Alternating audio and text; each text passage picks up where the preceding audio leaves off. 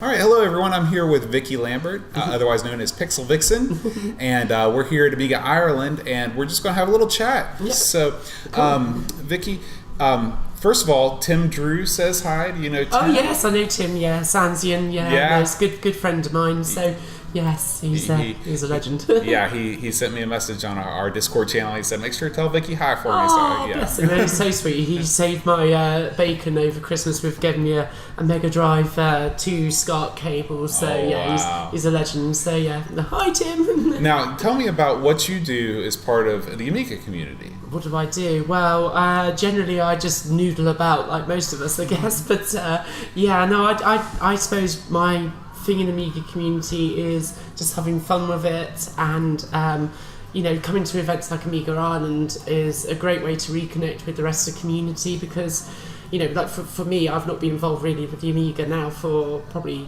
up until last year about 20 years almost. So, oh wow. So I stopped using Amigas really full time in about 99, year 2000 or so. So it's quite late for using an Amiga as your main computer, but so coming to events like Amiga Ireland is a great way to sort of connect with people who are also passionate about it. But my sort of thing is I do pixel art quite a lot. That's what I used to do when I was younger, and so to be able to come back to a machine like the Amiga, which is very pure, it's very uncomplicated, and it's just great to be able to create and just have a lot of fun with it, really, more than anything. So what was it that brought you back, after so many years away? Was there a singular moment where you're like, oh yeah, this thing?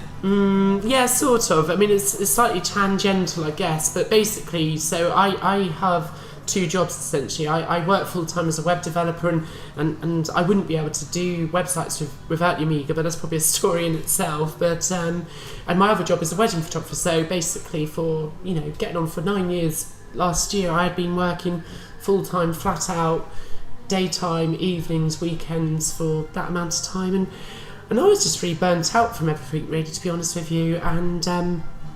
And I found out about these, not Amiga minis, but SNES minis, the SNES Classics that came out. Oh, yeah. And when the Amiga, sadly, its game sort of pedigree began to wane in the mid-90s, that's what I moved on to as my gaming platform. And I thought I'll pick one of those. That was fun. It's got Secret of Mana, it's got Final Fantasy 3 and stuff on it.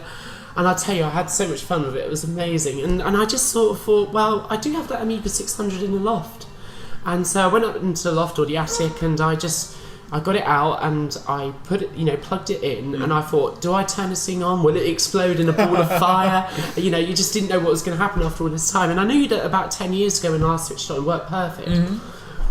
I plugged it in, turned it on, ran a mile, and it worked. There was a kickstart screen with the insert disc. I was like, oh, this is cool.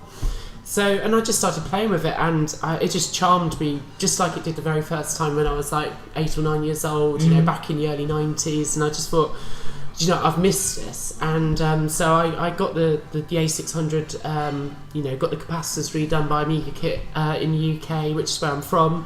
And and since then I've just been loving it, and picked up a 1200, which I used to have back in the day, and a 500. And yeah, I couldn't be happier. You have a 600, a 500, and a 1200? Yeah, I've got the holy trinity of the desktop and sort of like the console. Do you have them all set up next to each other on the desk? No, I don't have the room for it. So basically at home what I've got is quite a small desk, which is probably about 2.5 feet wide, probably not much more than that. And it's got a little drawer where I've got like the SNES Mini, I've got my NES Mini in there, and I've got my PS2, which was a PlayStation as well, which was my console after the SNES. So that sits there, and basically when I want the Amiga out, I just basically scooch the Mac aside. Everything goes with it. Yeah, that goes out the way. Who needs a Mac anyway?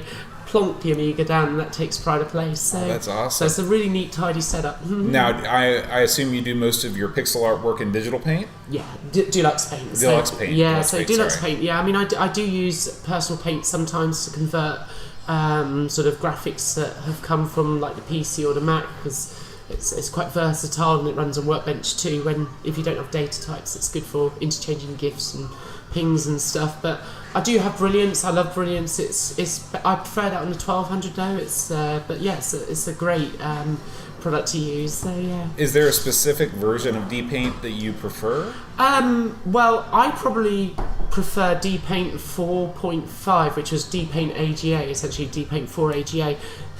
D-Paint 5 is out there, but it tends to be a little bit more crash prone.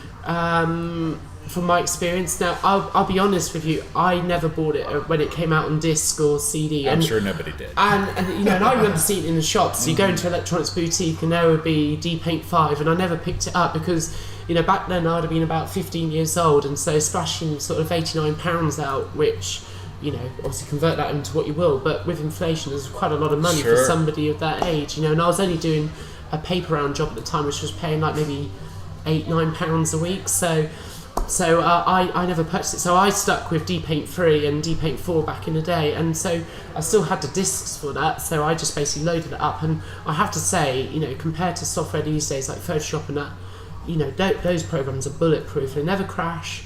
They're just so solid, and D-Paint 4 has got some really helpful additions. So yeah, that's my go-to, and it's cheap.